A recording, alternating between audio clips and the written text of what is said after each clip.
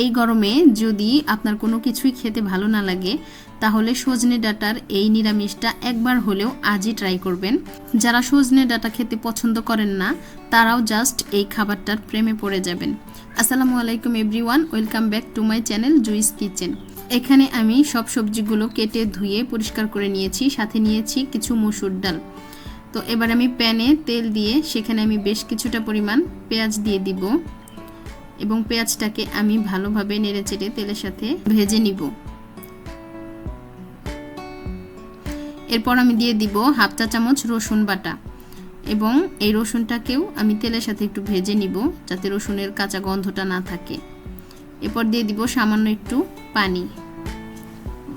পানি দিয়ে আমি দিয়ে দিব হাফ চামচের একটু কম হলুদ গুঁড়ো এবং হাফ চা চামচ মরিচের গুঁড়ো, হাফ চা চামচ ধনিয়ার গুঁড়ো এবং 1 চা চামচ ভাজা জিরার গুঁড়ো।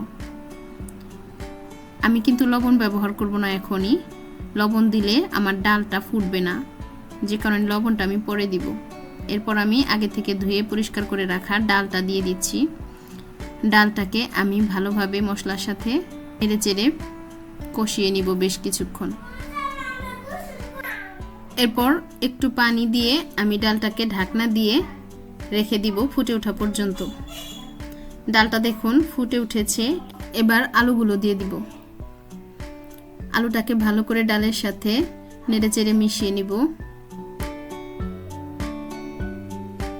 এরপর আরেকটু ঢাকনা দিয়ে ঢেকে দিব আলুটা সিদ্ধ হওয়া পর্যন্ত। এরপর আমি দিয়ে দিব সজনে ডাঁটাগুলো। আমি সবগুলো সবজি এভাবে ধাপে ধাপে অ্যাড করব। এরপর আমি লবণ দিয়ে দিব। লবণটা আগে দিলে পানি ছেড়ে দেয় সবজি থেকে, সবজিটা ভালোভাবে কষানো হয় না। তো এরপর ভালোভাবে কষিয়ে অল্প একটু পানি দিয়ে ঢাকনা দিয়ে দিব। এরপর মোটামুটি সবগুলো কষানো হয়ে গেছে। এবার আমি দিয়ে দিব পানি।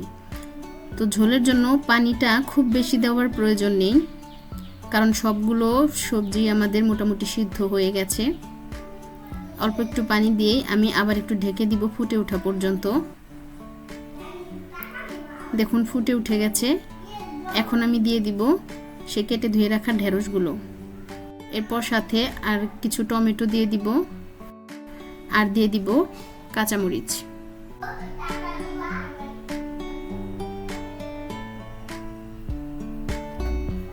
এরপর সবগুলোকে একটু ভালোভাবে নেড়েচেড়ে মিশিয়ে আবার আমি ঢেকে দিব সিদ্ধ হওয়া পর্যন্ত। এরপর ঢাকনাটা তুলে দেখছি, দেখুন কি সুন্দর ফুটে উঠেছে এবং সবজিগুলোও কিন্তু আমার মোটামুটি সিদ্ধ হয়ে গেছে। তো আমার একটু লবণটা কম হয়েছিল, আমি তাই আর একটু লবণ দিয়ে দিলাম। আপনারা চেখে দেখে লবণটা দিবেন। দেখুন আমার ঝোলটা গাঢ় হয়ে এসেছে। যেহেতু ডাল আর আলু ইউজ করেছি, নামানোর পরে ঠান্ডা হলে ঝোলটা আরও গাঢ় হয়ে আসবে।